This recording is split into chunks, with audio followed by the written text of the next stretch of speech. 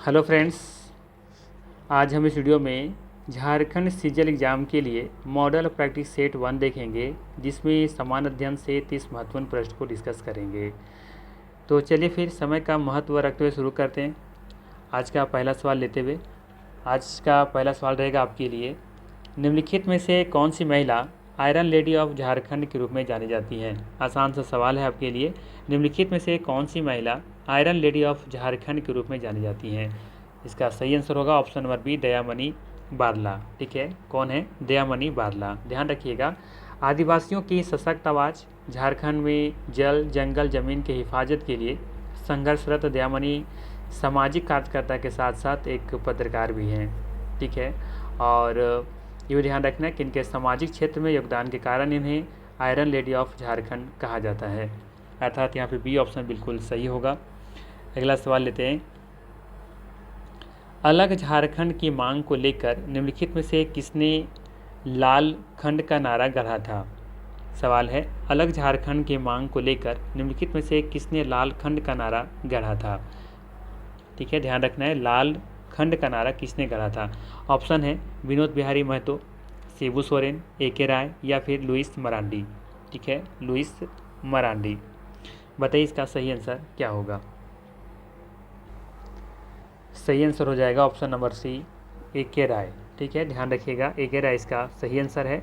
धनबाद के पूर्व सांसद व मार्क्सवादी समन्वय समिति के नेता ए.के. राय एक संघर्षशील श्रमिक नेता के रूप में जाने जाते हैं, ये ध्यान रखना है आपको। ठीक है, चलिए आगे देखते हैं। अगला सवाल है आपके लिए, लॉर्ड डलहौजी द्वारा 1853 में भारत में टेलीग्राफ लाइनों की निम्नलिखित में से किन शहरों के बीच रखी गई थी। सवाल है, लॉर्ड डलहौजी द्वारा 1853 में भारत में टेलीग्राफ लाइनों की निम्नलिखित में से किन शहरों के बीच रखी गई थी। कलकत्ता से आगरा, मुंबई से थाने, दिल्ली से अमृतसर या दिल्ली से कलकत्ता। सही आंसर इसका है ऑप्शन नंबर ए, कलकत्ता से आगरा। ठीक है, ध्यान रखिएगा, लॉर्ड डलहौजी द्वारा 1853 में भारत में टेलीग्राफ लाइनों की जो बिछाई गई थी वो कलकत्ता से आगरा के बीच रखी गई थी, ये ध्यान रखना है। ए ऑप्शन यहाँ पे सही है। अगला सवाल है, पुरातन श्रीलंका साम्राज्य की पहली राजधानी निम्न में से कौन थी। सवाल है, पुरातन श्रीलंका साम्राज्य की पहली राजधानी निम्न में से कौन सी थी। जफना, सीतावका, कोट्टे या फिर अनुराधापुर। सही आंसर इसका हो जाएगा ऑप्शन नंबर डी, अनुराधापुर। ठीक है, ध्यान रखिएगा, पुरातन श्रीलंका साम्राज्य की पहली राजधानी कहाँ थी, अनुराधापुर थी। अगर वर्तमान में पूछा जाए तो इसकी राजधानी कहाँ पे है, जयवर्धनापुरा कोट्टे, जो कि कोलंबो शहर से 8 किलोमीटर की दूरी पर स्थित है, ये आपको याद रखना है। तो डी ऑप्शन यहाँ पे सही है। अगला सवाल लेते हैं, निम्नलिखित में से कौन से देश में महिलाएं कीरा के नाम से जाना जाता हुआ पोंग तक की लंबाई वाली एक लंबी पोशाक पहनती हैं। सवाल है, निम्नलिखित में से कौन से देश में महिलाएं कीरा के नाम से जाने जाने वाला पोंग तक की लंबाई वाली एक लंबी पोशाक पहनती हैं।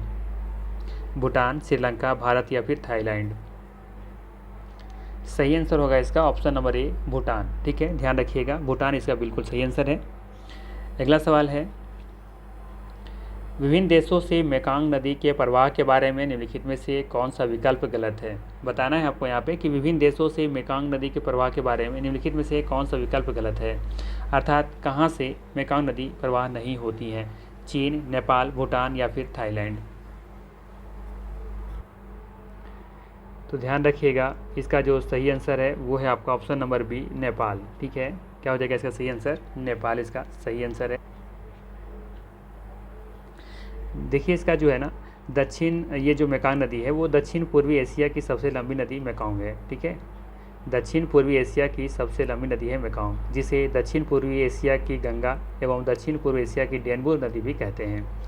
ध्यान सुनिएगा, हमने क्या कहा कि दक्षिण पूर्वी एशिया की गंगा एवं दक्षिणी पूर्वी एशिया के डेनबू भी कहते हैं। यह चीन से निकलकर म्यांमार से लाओस जाती हुई, फिर थाईलैंड से लाओस और कंबोडिया से लाओस की सीमा बनाती हुई आगे बढ़ती हैं। और मेकांग नदी तिब्बत के पठार से निकलती है। ये सबसे बड़ा इंपॉर्टेंट है कि मेकांग नदी कहाँ से निकलती है, तो तिब्बत के पठार से निकलती हैं। और इसकी लंबाई देखा जाए तो 4,023 किलोमीटर। ठीक है, ठीक है। तो मेकॉन्ग नदी की जो लंबाई है वो 4023 किलोमीटर है और फाइनली जाकर के ये दक्षिण चीन सागर में गिर जाती हैं। ठीक है, तो इसका सही आंसर हो जाएगा बी ऑप्शन। अगला सवाल है, एवरेस्ट पर्वत पर अभियान पर जाने वाली झारखंड राज्य से पहली पर्वतारोही महिला खिलाड़ी में से कौन है। सवाल है, एवरेस्ट पर्वत पर अभियान पर जाने वाली झारखंड राज्य से पहली पर्वतारोही महिला खिलाड़ी में से कौन है। बछेंद्री पाल, अरुणिमा सिन्हा, प्रेमलता अग्रवाल, मालावात पूर्णा। देखिए यहाँ पे दो नाम आपको महत्वपूर्ण रूप से याद रखना है, एक तो बछेंद्री पाल का नाम याद रखना है और एक प्रेमलता अग्रवाल का नाम याद रखना है। ठीक है, तो इस सवाल का जो सही जवाब है वो है प्रेमलता अग्रवाल। ठीक है, प्रेमलता अग्रवाल झारखंड राज्य से पहली पर्वतारोही महिला खिलाड़ी हैं जिसने माउंट एवरेस्ट पर के फतह हासिल की थी। और सबसे बड़ी बात कि ये किस ज़िले से हैं, तो ये जमशेदपुर की निवासी हैं, ये आपको याद रखना है। और बछेंद्री पाल के बारे में क्या याद रखना है कि ये पहली भारतीय महिला थी। ठीक है, बछेंद्री पाल पहली भारतीय महिला थी जिसने एवरेस्ट पर फतह हासिल की थी। ठीक है, तो ये दोनों के बारे में आपको अच्छे तरीके से याद रखना है। बछेंद्री पाल पहली भारतीय महिला थी जिसने एवरेस्ट की फतह हासिल की थी, जबकि प्रेमलता अग्रवाल ये पहली झारखंड की महिला थी जिसने एवरेस्ट पर फतह हासिल की थी। ठीक है, जो कि जमशेदपुर की थी। ये भी याद रखना ज़रूरी है, आपको पूछा जा सकता है कि किस ज़िले की हैं, किस शहर की हैं। जमशेदपुर। ठीक है, अब फ्लो थोड़ा सा निकल जा रहा है कि जमशेदपुर ज़िला है, ज़िला नहीं है ये। ठीक है, ध्यान रखिएगा, एक शहर है। एक वीडियो मार मैंने गलती से मैंने इसे ज़िला कह दिया है, तो माफ़ कीजिएगा, थोड़ा सा निकल जाता है फ्लो में। ठीक है, चलिए आगे देखते हैं। निम्नलिखित में से किसे फादर ऑफ टैक्सोनॉमिक रूप में जाना जाता है, जो वैज्ञानिक वर्गीकरण के सार्वत्रिक सिद्धांत का एक अध्ययन है। ठीक है, ऑप्शन दिया हुआ है कार्लोस लिनास, एरिस्टोटल, वान वेवर या इनमें से सभी। तो ध्यान रखिएगा, जब भी ये वर्गीकरण का बात आए, ठीक है, जब भी ये वर्गीकरण के बारे में बात आए ना, तो इसका नाम क्या है, कैरोलस लिनियस। ठीक है, थोड़ा सा नाम में थोड़ा सा उल्टा लिखा हुआ है, बट आपको समझना है ये क्या लिखा हुआ है। ये लिखा हुआ है आपका यहाँ पे कैरोलस लिनियस। ठीक है, इनका सेशन, इनका जो रहता है, मतलब जो इनका क्षेत्र रहता है 1708 से लेकर के 1778 तक। जीवन काल जो है 1708 से लेकर के 1778 ईस्वी तक। ठीक है, तो लिनियस के बारे में याद रखना है, ये टैक्सोनॉमी जो है इन्हीं का देन है। ठीक है, कार्लोस लिनियस का। चलिए आगे देखते हैं। अगला सवाल है कि भारत का सबसे पूर्वी देशांतर क्या है। भारत का सबसे पूर्वी देशांतर क्या है, अर्थात अगर ये भारत का ये देशांतर रेखा है, अगर यहाँ से लेकर के इसकी चौड़ाई है, तो ये शुरुआत वाला होगा और आखिरी ये वाला होगा। तो ये वाला पूछा जा रहा है कि सबसे पूर्वी, ये वाला पूरब। पूरब तो दोनों हैं, ये भी पूरब है और ये भी पूरब है। कैसे, जैसे देखेंगे ये हमारा 0 डिग्री देशांतर रेखा है। ठीक है, तो इसका तो पूरब में ही है, इधर वाला पश्चिम होता है। तो ये वाला पूरब, तो ये भी पूरब में, ये भी पूरब में, लेकिन सबसे पूर्वी ये वाला होगा। ठीक है, तो पूछा जा रहा है आपसे कि सबसे पूर्वी देशांतर क्या है। ठीक है, चलिए बताइए इसका आंसर क्या होगा, क ख ग घ या फिर हाँ, चार ही ऑप्शन तो यही है यहाँ पे, है ना। देखिए, अगर आपको पता थोड़ा सा भी होगा तो ऑप्शन से भी आप करेक्ट कर सकते हैं। यहाँ पे पहला ऑप्शन दे रखा है 97 डिग्री 25 मिनट। ठीक है, थोड़ा सा दशमलव दे दिया गया, थोड़ा सा टाइपिंग मिस्टेक है। 97 डिग्री 25 मिनट पूर्वी, तो ये पूर्वी ही होगा। ठीक है, उत्तरी तो होगा नहीं और दक्षिणी होगा नहीं। जब भी होगा तो पूर्वी होगा। पूर्वी देशांतर पूछा है तो पूर्वी ही होगा, उत्तरी दक्षिणी नहीं होगा। अब इनमें से कोई नहीं, अगर ये वाला का भी गलत होगा तो फिर इनमें से कोई नहीं हो जाएगा। ठीक है, तो लेकिन इसका सही आंसर क्या होगा, यहाँ पे ऑप्शन नंबर ए होगा। ठीक है, इससे एक ट्रिक है, थोड़ा सा ध्यान रखिएगा। तो भारत का पूर्वी देशांतर, सबसे पूर्वी देशांतर और अक्षांशीय देशांतर और सबसे अक्षांशीय देशांतर आप आसानी से अक्षांशीय विस्तार आप आसानी से याद रख सकते हैं। कैसे, बस आपको एक चीज़ याद रखना है, लिखना है सबसे पहले 8, 7, फिर लिखना है 8 और फिर लिखना है 7। ठीक है, अब 7 यहाँ लिखना है 25। ठीक है, और 8 के बगल में लिखना है 4 और 7 से 1 कम लिखना है, 8 से 1 कम लिखना है। ठीक है, और कुछ नहीं करना, बस यहाँ 3 लिखना है, यहाँ 6 और यहाँ पे 9, 3 6 9, हर एक लाइन खींच देना है। तो ये वाला जो आपका है वो है अक्षांशीय विस्तार और नीचे वाला है वो है आपका देशांतरीय विस्तार। तो ये है 68 डिग्री 7 मिनट और ये है 97 डिग्री 25 मिनट। ठीक है, तो ये वाला जब शुरुआत होगा तो यहाँ पे जो होगा ये 68 डिग्री 7 मिनट से शुरुआत होकर के कहाँ पे एंड हो रहा है, 97 डिग्री 25 मिनट, जो कि पहला ऑप्शन में दिख रहा है। ठीक है, तो ये ध्यान रखना है। सबसे अगर देखिए, अगर पूछता है सबसे ज़्यादा, सबसे दक्षिणी विस्तार क्या होगा, दक्षिणी मतलब कि अक्षांशीय विस्तार है ना, सबसे अक्षांशीय विस्तार क्या होगा, तब होगा 37 डिग्री 6 मिनट। ठीक है, और ये वाला शुरुआत वाला कहाँ से हो जाएगा, ये वाला यहाँ से, ये हो जाएगा आपका 8 डिग्री 4 मिनट। ठीक है, तो इसको आप याद रख सकते हैं, आसानी से याद हो जाएगा। ठीक है, बस एक दो बार रिविजन कर लीजिएगा तो हो जाएगा। करना क्या है, कुछ नहीं करना, बस लिखना है 8 7 8 7। ठीक, यहाँ पे लिख लेना 25, यहाँ पे लिखना 4, यहाँ एक कम, यहाँ भी एक कम, एक कम मतलब 7, और यहाँ पे 3 6 और यहाँ पे 9। लाइन खींच दीजिए, हो गया काम खत्म। ऊपर वाला अक्षांशीय विस्तार, नीचे वाला देशांतरी विस्तार। ठीक है, चलिए आगे देखते हैं। अगला सवाल है, कौन सा देश क्षेत्रफल की दृष्टि से भारत का सबसे छोटा पड़ोसी देश है। सवाल है, कौन सा देश क्षेत्रफल की दृष्टि से भारत का सबसे छोटा पड़ोसी देश है। मालदीव, भूटान, नेपाल या फिर इंडोनेशिया। तो यहाँ पे देखेंगे कि मालदीव हो, चाहे भूटान हो, चाहे नेपाल हो या फिर इंडोनेशिया हो, ये सभी भारत के पड़ोसी ही देश हैं, लेकिन उससे सबसे छोटा जो क्षेत्रफल है वो है मालदीव का, अर्थात ये ऑप्शन यहाँ पे बिल्कुल सही हो जाएगा। ठीक है, चलिए आगे देखते हैं। अगला सवाल रहेगा आपके लिए, भारतीय संविधान के किस अनुच्छेद के अंतर्गत नियंत्रक एवं महालेखा परीक्षक की नियुक्ति होती है। सवाल है, भारतीय संविधान के किस अनुच्छेद के अंतर्गत नियंत्रक एवं महालेखा परीक्षक की नियुक्ति होती है। अनुच्छेद 127, अनुच्छेद 148, अनुच्छेद 131, अनुच्छेद 76। सही आंसर हो जाएगा ऑप्शन नंबर बी, अनुच्छेद 148। ठीक है, ध्यान रखिएगा, अनुच्छेद 148 इसका सही आंसर है। बाकी ऑप्शन के बारे में थोड़ा सा डिस्कस कर लें। अनुच्छेद 123 के बारे में, तो ये संसद के अवकाश में राष्ट्रपति को अध्यादेश जारी करने का अधिकार देता है। ठीक है, जबकि अनुच्छेद 131 जो है वो उच्चतम न्यायालय की आरंभिक अधिकारिता है। ठीक है, और अनुच्छेद जो 76 है, इसमें देखेंगे कि राष्ट्रपति द्वारा महान्यायवादी की नियुक्ति दी गई है। ठीक है, राष्ट्रपति द्वारा महान्यायवादी की नियुक्ति के बारे में बताई गई है अनुच्छेद 76 में। ठीक है, फिलहाल इसका सही आंसर हो जाएगा बी ऑप्शन, नियंत्रक एवं महालेखा परीक्षक की नियुक्ति होती है अनुच्छेद 148 के अंतर्गत। ठीक है, चलिए आगे देखते हैं। सवाल है, सुभाष चंद्र बोस को सर्वप्रथम नेताजी किसने कहा था। आसान सा सवाल है। सवाल है, सुभाष चंद्र बोस को सर्वप्रथम नेताजी किसने कहा था।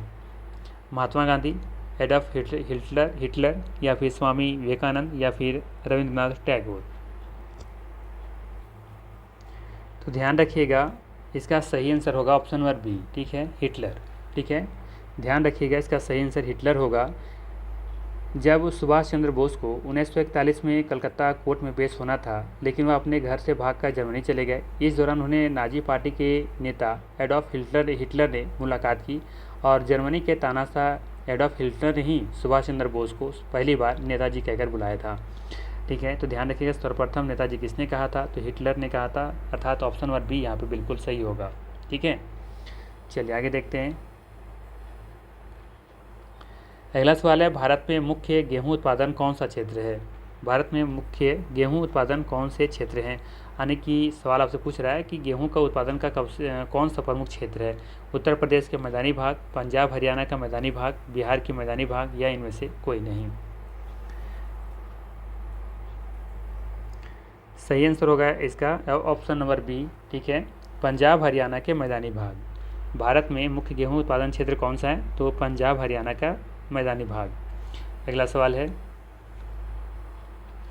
भारतीय संविधान में संघीय ढांचा फेडरल सिस्टम का विचार कहाँ से लिया गया है।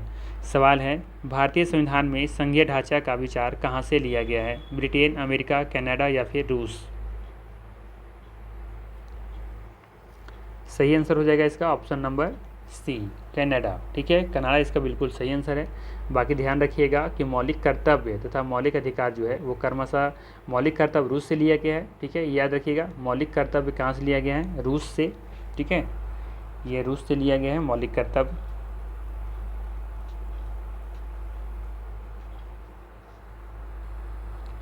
मौलिक कर्तव्य, ठीक है, जबकि अमेरिका से लिया गया है आपका मौलिक अधिकार। ठीक है,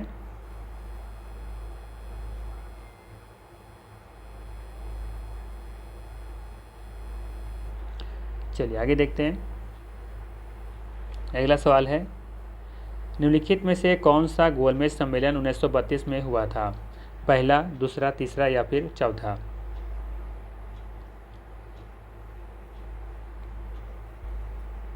देखिए, कुल मिलाकर के 3 गोलमेज सम्मेलन हुए थे। ठीक है, कब कब हुआ था? एक हुआ था पहला 1930 में। ठीक है, ये पहला हुआ था इसमें। एक हुआ था 1931 में, दूसरा, और एक हुआ था 1932 में, तीसरा। ठीक है, तो 1932 से पूछ रहा है तो ये कौन सा हो जाएगा?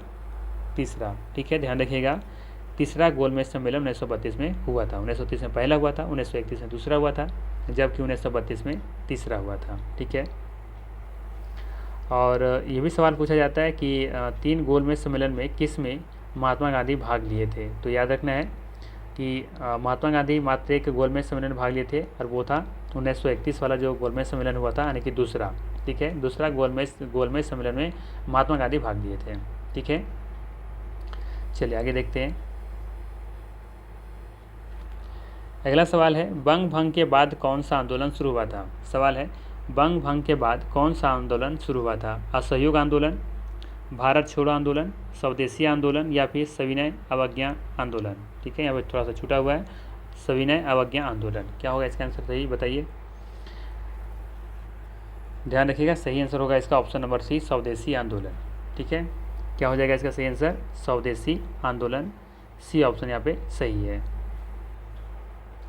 ध्यान रखिएगा, 16 जुलाई 1905 ईस्वी को लॉर्ड कर्जन के द्वारा बंगाल विभाजन की घोषणा की गई थी।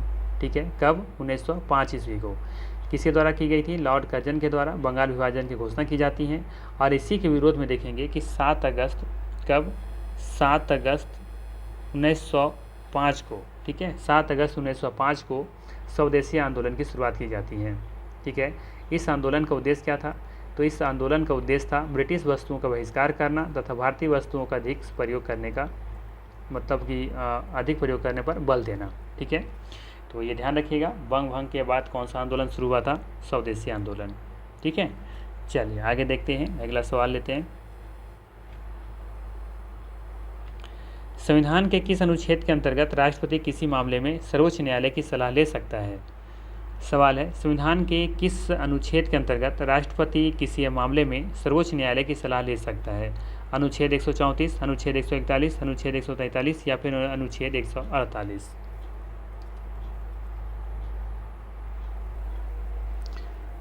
तो इसका सही आंसर हो जाएगा ऑप्शन नंबर सी। ठीक है, अनुच्छेद 143। ध्यान रखिएगा, संविधान के किस अनुच्छेद के अंतर्गत राष्ट्रपति किसी मामले में सर्वोच्च न्यायालय की सलाह ले सकता है? तो अनुच्छेद 143 के अंतर्गत सलाह ले सकता है। ठीक है ना, चलिए आगे देखते हैं। अगला सवाल है, किस संविधान संशोधन द्वारा राज्य लोक सेवा आयोग के सदस्यों की आयु सीमा 60 वर्ष से बढ़ाकर 62 वर्ष कर दिया गया? 41वां संशोधन अधिनियम, 42वां संशोधन अधिनियम या फिर 44वां संशोधन अधिनियम या फिर 51वां संशोधन अधिनियम?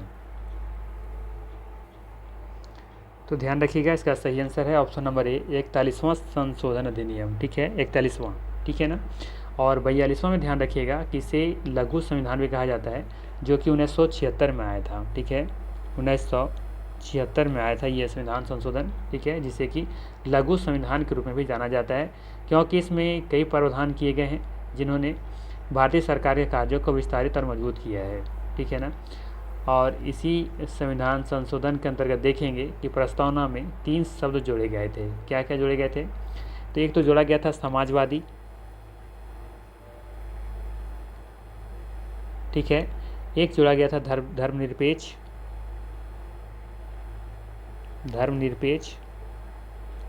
और एक जोड़ा गया था अखंडता। ठीक है, तो ये तीनों देखेंगे कि 42वां संविधान संशोधन के अंतर्गत जोड़े गए थे, जो कि 1976 में आया था। ठीक है ना, इसके बाद 44वां संविधान संशोधन में देखेंगे कि यहाँ पे संपत्ति का अधिकार जो था वो हटा दिया गया था। ठीक है, और बात करें 51वां संविधान संशोधन के बारे में, जिसमें आपको याद रखना है, किसी संशोधन अधिनियम के अंतर्गत मेघालय, अरुणाचल प्रदेश, नागालैंड और मिजोरम के लिए लोकसभा सीटों को आरक्षित की गई थी। ठीक है, लोकसभा सीटों का आरक्षण की व्यवस्था की गई थी इसी अधिनियम के तहत, यानी कि 51वां संशोधन अधिनियम के तहत। तो इतने बातों का आपको यहाँ पे ध्यान रखना है। चलिए आगे देखते हैं, अगला सवाल लेते हैं। सवाल है, संविधान सभा में उद्देश्य प्रस्ताव निम्नलिखित में से किसने प्रस्तुत किया था? संविधान सभा में उद्देश्य प्रस्ताव निम्नलिखित में से किसने प्रस्तुत किया था? Doctor B R Ambedkar, Jawaharlal Nehru, doctor B N Rao या फिर डॉक्टर राजेंद्र प्रसाद? सही आंसर होगा इसका option number B, Jawaharlal Nehru. ठीक है, ध्यान रखिएगा, संविधान सभा में उद्देश्य प्रस्ताव जवाहरलाल नेहरू ने प्रस्तुत किया था। बी ऑप्शन यहाँ पे सही है। अगला सवाल लेते हैं। अगला सवाल है, हिमालय पर्वतमाला को किस में विभाजित किया गया है? हिमाचल, सह्याद्री और शिवालिक, या फिर हिमाचल, हिमाद्री और शिवालिक, या फिर हिमाद्री, विंध्य और शिवालिक, या फिर सतपुड़ा, सह्याद्री या फिर हिमाद्री? तो इसका सही आंसर हो जाएगा ऑप्शन नंबर बी। ध्यान रखिएगा, हिमाचल, हिमाद्री और शिवालिक। ठीक है, ध्यान रखिएगा, हिमालय पर्वतमाला को 3 भागों में विभाजित किया गया, हिमाचल, हिमाद्री और शिवालिक। ठीक है, ऑप्शन के अकॉर्डिंग बी ऑप्शन बिल्कुल यहाँ पे सही है। ठीक है, यहाँ पे देखें सह्याद्री नहीं होगा और यहाँ पे विंध्य नहीं होगा। ठीक है, और यहाँ पे सतपुड़ा नहीं होगा। ठीक है, तो यहाँ पे जो करेक्ट ऑप्शन दिख रहा है वो है बी ऑप्शन, हिमाचल, हिमाद्री और शिवालिक। अगला सवाल है, भारत की जीडीपी की गणना के लिए कौन सी संस्था जिम्मेदार है? सवाल है कि भारत के जीडीपी की गणना के लिए कौन सी संस्था जिम्मेदार है? वित्त मंत्रालय, मुख्य आर्थिक सलाहकार, केंद्रीय सांख्यिकी कार्यालय या फिर भारतीय रिजर्व बैंक? तो इसका सही आंसर हो जाएगा ऑप्शन नंबर सी। ठीक है, केंद्रीय सांख्यिकी कार्यालय। अच्छा, यहाँ पे एक ध्यान रखने वाली चीज़ ये है कि यहाँ पे आपको कन्फ्यूजन होता होगा, CSO, ठीक है, NSO और एक होता है NSSO। ठीक है, क्या होता है? NSSO। ठीक है, तो ध्यान ये रखना है कि आपका ये जो CSO है और NSO है, ये दोनों को मर्ज करके क्या बनाया गया है? NSO। कब बनाया गया था इसे? 2019 में। अर्थात हम कह सकते हैं कि अब CSO और NSO की जगह पर क्या आ गया है? NSO आ गया है, जो कि अब यही कार्यरत है। ठीक है, तो भारतीय जीडीपी की गणना करने के लिए कौन सी संस्था जो जिम्मेदार है? तो NSO होगा, जो कि 2019 में आई है। ठीक है, 23 मई 2019 को आई थी। ठीक है, तो आपको ये ध्यान रखना है। चलिए आगे देखते हैं। मुद्रास्फीति कब होती है? मुद्रास्फीति कब होती है? तो जाहिर सी बात है, मुद्रास्फीति तब होती है जब मार्केट में पैसा बढ़ जाए, मनी क्या हो जाए? बढ़ जाए। ठीक है, जब भी मार्केट में मनी यानी कि पैसा बढ़ जाए, ठीक है, तो क्या होता है?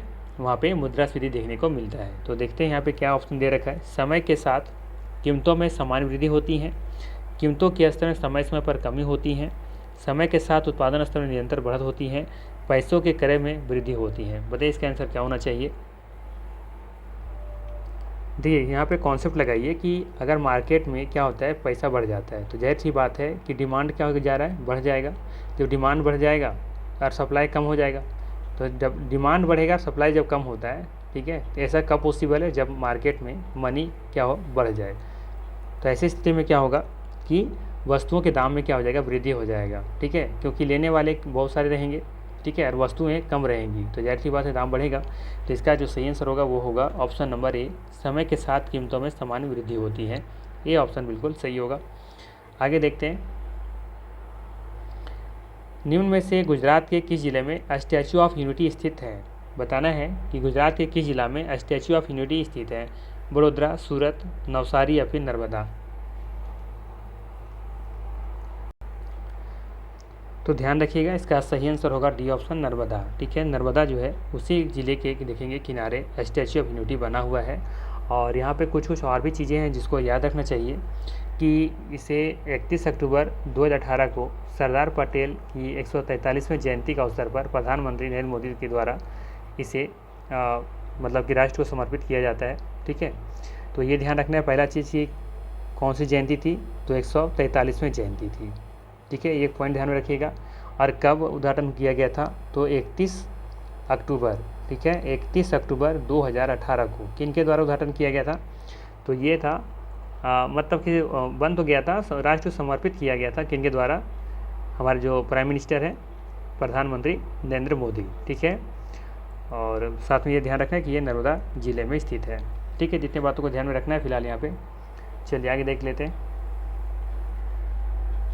अगला सवाल है कि भारत के पूर्वी और पश्चिमी तटों में पाई जाने वाली मिट्टी है कौन सी? लाल चट्टानी, काली कपासी, लेटेराइट या फिर कछार? सवाल है कि भारत के पूर्वी और पश्चिमी तटों में पाई जाने वाली मिट्टी कौन सी है ना। कहने का मतलब ये है कि हमारा जो इस तरीके से है, तो ये वाला आपका पूर्वी तट है और ये हमारा पश्चिमी तट है। तो यहाँ पे कौन सी मिट्टी पाई जाती है, आपसे ये पूछा जा रहा है। चलिए बताइए इसका आंसर क्या होगा। तो ध्यान रखिएगा, भारत के पूर्वी तथा पश्चिमी तटों में पाई जाने वाली प्रमुख मिट्टी का नाम क्या है, लेटेराइट। ठीक है, इसके अलावा यहाँ पे देखेंगे तो जलोढ़ मृदा भी देखने को मिलती है, लेकिन मुख्य रूप से लेटेराइट मिट्टी देखने को मिलती है। अर्थात यहाँ पे जो सही आंसर है वो है आपका ये वाला। अच्छा, ऑप्शन थोड़ा आगे पीछे, तो ध्यान रखिएगा। ठीक है, अगला सवाल लेते हैं। आत्मसम्मान आंदोलन की शुरुआत किसने की थी। सवाल है, आत्मसम्मान आंदोलन की शुरुआत किसने की थी। EV Ramaswamy Naikar, Jyotiba Phule, doctor BR Ambedkar या फिर महात्मा गांधी। आसान सा सवाल है, बताइए इसका आंसर क्या होगा। तो ध्यान रखिएगा, आत्मसम्मान आंदोलन की शुरुआत ईवी रामास्वामी नायक ने दक्षिण भारत में शुरुआत की थी। ठीक है, तो इसका सही आंसर हो जाएगा option number A, E V Ramaswamy. ठीक है, ए ऑप्शन यहाँ पे बिल्कुल सही है। अगला सवाल है, भारत का पहला ठोस अपशिष्ट से हाइड्रोजन संयंत्र खालिस्तान में स्थापित किया जाएगा। कहाँ पे, कोच्चि में, पुणे में, हैदराबाद में या फिर अमृतसर में। ध्यान रखिएगा, बहुत ही इंपॉर्टेंट सवाल है। सवाल है कि भारत का पहला ठोस अपशिष्ट से हाइड्रोजन संयंत्र खालिस्तान में स्थापित किया जाएगा। कोच्चि में, पुणे में, हैदराबाद में या फिर अमृतसर में। सही आंसर हो जाएगा ऑप्शन नंबर यहाँ पे ये हो जाएगा पूना। ठीक है, क्या हो जाएगा, पूना सही आंसर है इसका। ऑप्शन यहाँ पे थोड़ा सा आगे पीछे हो गया है। ठीक है, ध्यान रखिएगा, पूना इसका सही आंसर है। भारत का पहला ठोस अपशिष्ट से हाइड्रोजन संयंत्र पुणे में स्थापित किया जाएगा। ठीक है, चलिए आगे देखते हैं। सवाल है, हाल ही में प्रकाशित पुस्तक focus in the road my date at RBI and beyond भारतीय रिजर्व बैंक के किस पूर्व गवर्नर द्वारा लिखी गई है। सवाल है, हाल ही में प्रकाशित पुस्तक focus in the road my days at RBI and beyond भारतीय रिजर्व बैंक के किस पूर्व गवर्नर द्वारा लिखी गई है। C Rangarajan, Urjit Patel, Raghuram Rajan, doctor YV Reddy. तो ध्यान रखिएगा, इस किताब को लिखने वाले व्यक्ति हैं पूर्व गवर्नर C रंगराजन। ठीक है, ऑप्शन नंबर ए यहाँ पे सही होगा। ठीक है, और फिलहाल आप लोग कमेंट करके बताइए कि वर्तमान में RBI के गवर्नर कौन है।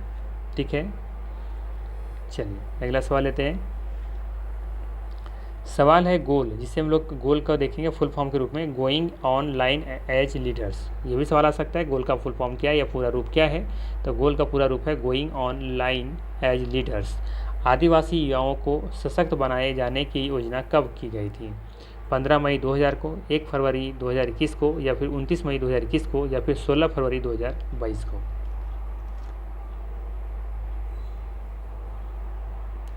सही आंसर हो जाएगा 15 मई 2020। ठीक है, ऑप्शन नंबर ए यहाँ पे सही है। याद रखना है डेटा को कि गोल आदिवासी युवाओं को सशक्त बनाए जाने की योजना 15 मई 2020 को शुरुआत की गई थी। ठीक है, अभी भी सवाल आ सकता है कि गोल क्या है, गोल का पूरा रूप क्या है। तो यहाँ से कई सवाल बन सकते हैं। अगला सवाल लेते हैं। सवाल है, व्हीलर द्वीप का नया नाम क्या है। व्हीलर द्वीप का नया नाम क्या है। विक्रम साराभाई द्वीप, सतीश धवन द्वीप, अब्दुल कलाम द्वीप या फिर CV रमन द्वीप। सही आंसर हो जाएगा C ऑप्शन, अब्दुल कलाम द्वीप। ठीक है, उड़ीसा सरकार के द्वारा देखेंगे कि जो व्हीलर द्वीप है उसका नामकरण करके अब्दुल कलाम द्वीप कर दिया गया था। ठीक है, कब किया गया था ये भी याद रख सकते हैं, 2015 में किया गया था।